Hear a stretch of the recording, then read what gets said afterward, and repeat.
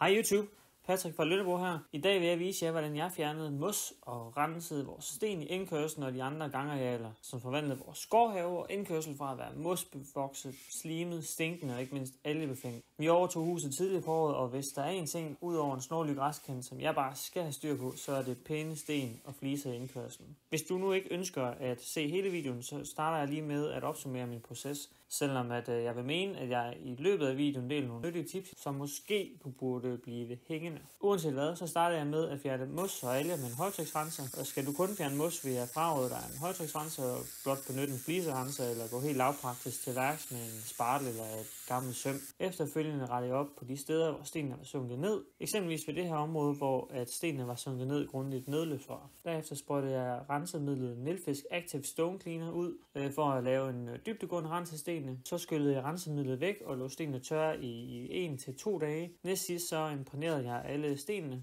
Sidst men ikke mindst så fordelte jeg fusaen ud og lod en regnbyge få fusaen helt på plads, inden jeg fejrede og blæste det overskydende sand væk med en løveblæser.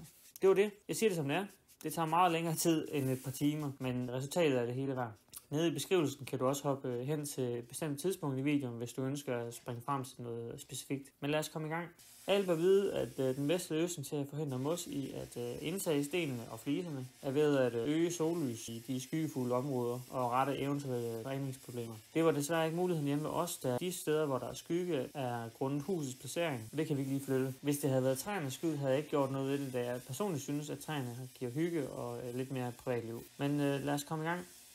Første opgave det var at fjerne mos, ukrudt og alger fra stenene. Og her brugte jeg min Nilfisk højtryksrenser til at fjerne alt det snavs, mos, grønne alger, hvide alger og så videre, som nok var blevet dannet det sidste årti. Jeg tror muligvis, at de forrige ejere havde glemt at vedligeholde deres indkørsel og gangarealer. Men sådan var det. Til Nilfisk højtryksrenseren brugte jeg den tilhørende tornadodyse, da min højtryksrenser kun har 85 bar. Og i forhold til mængden af mos og ukrudt, som der var mellem stenene, så ville jeg aldrig være kommet i mål med den runde fliserenser fra Nilfisk, som jeg også prøvede at teste af på et område, men det tog simpelthen for lang tid. Jeg er godt klar over, at de fleste kommentarer til den her video nok vil gå på, at 85 bar ikke er nok, og man skal helt op og bruge 130 bar. Men stol på mig, det virkede så fint her hjemme med de 85 bar. Jeg finder ikke, at jeg brugte meget vand, dengang jeg rensede stenene, og derfor gik jeg heller ikke over og brugte en fugrenser til at fjerne mos og så videre mellem stenene, da den her højtryksrenser med tornadodysen gjorde arbejdet super godt. Husk, at hvis du bruger en højtryksrenser, så skal alt det ulækre og møg skubbes et eller andet sted hen, så tænk lige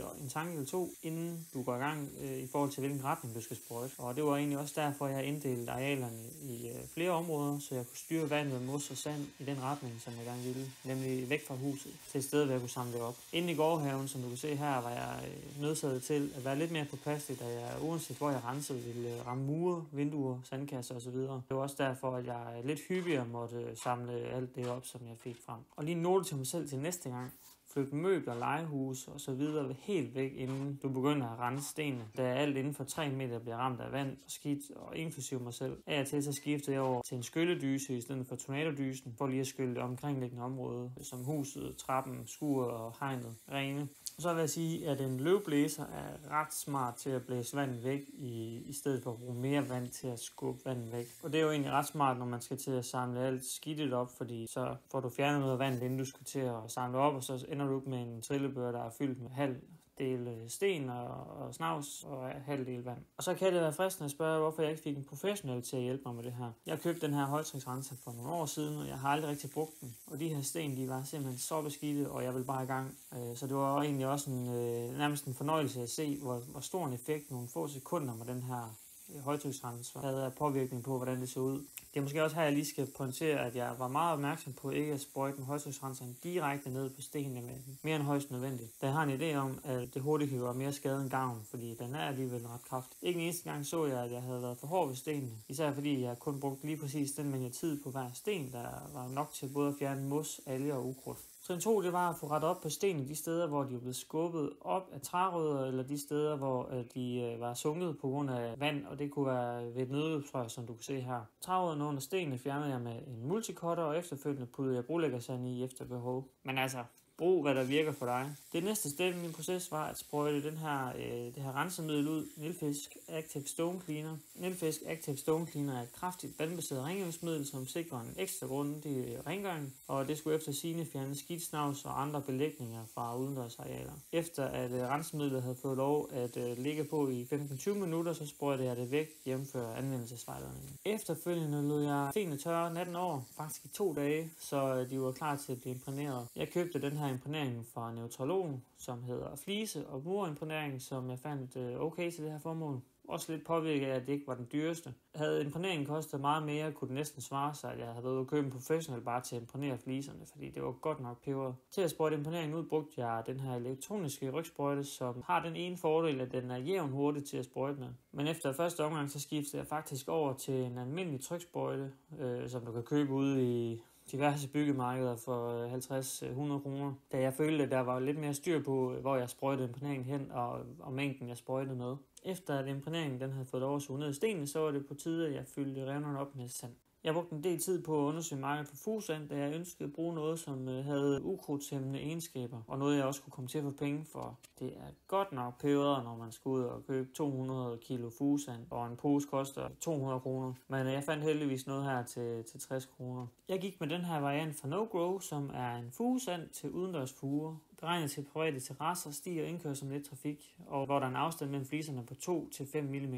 Den her variant den er ukrudtshæmmende, hvilket jeg egentlig også forventer holder ukrudtet væk, samtidig med at det holder fliserne på plads. Og hvis jeg lige skal komme med et pro-tip her, så lod jeg sækkene ligge i solen i 1-2 dage, inden jeg skulle bruge den. Det passer også med den tid, hvor imprægneringen fik lov at hærde, at det er umuligt at fordele sandet ud mellem fliserne, hvis det er fugtigt. Er det sand, du har fået købt meget fugtigt eller decideret vådt, så kan du, hvis det er mi eller tillader det i forhold til vindstyrken, at du åbner poserne med sand og smider det ud over de fliser, så det kan tørre godt op, inden du begynder at fordele det med en kost. Efter at have fordelt sandet ud over det hele, kunne jeg godt have taget en vandslange og vandet alle fliserne for at få det til at sætte sig. Dog var der regnvejr på vej, så jeg lå faktisk sandet ligge i 2 dage, før vi fik en ordentlig omgang regn. Og så kunne jeg også holde lidt igen med vandforbruget, efter jeg nu havde stået og renset alle de her kvadratmeter sten. Min proces var egentlig blot at tage posen, hakke den op med en skovl, og så fordele det ud, og så ellers prøve at tænke smart i forhold til, hvordan jeg skubber sanden rundt. Fordi står man på midten og skubber over mod højre side, og du skal hen til venstre side bagefter, så ender du med at have alt sand over i højre side, hvor efter du skal tilbage over det område, hvor noget har været igennem, for at skubbe det over til den anden side, hvor du skal til at i gang. Så lynhurtigt, hvis man tænker det smart, så tager det ikke vanvittigt lang tid at få delt det sand ud. Det kan godt være nødvendigt, at man går ud og går efter med en blød kost, eventuelt en dag efter. Efter jeg havde fordelt sand ud over det hele og havde været det hele igennem, kunne jeg godt have brugt en vandslange for lige at få sand til at sætte sig ned mellem revnerne. Men jeg ventede faktisk nogle dage, fordi at jeg kunne slippe for vandet, da der var meldinger om, at der ville komme en ordentlig regnbyge, og det gjorde der sådan set også, så det var super fint. Efter at sandet havde sat sig mellem stenene, så gik jeg i gang med at fjerne det overskydende sand væk med en blød kost, men jeg måtte hurtigt erkende, at det ville tage evigheder, hvis jeg skulle bruge den bløde kost til at skubbe alt sand væk.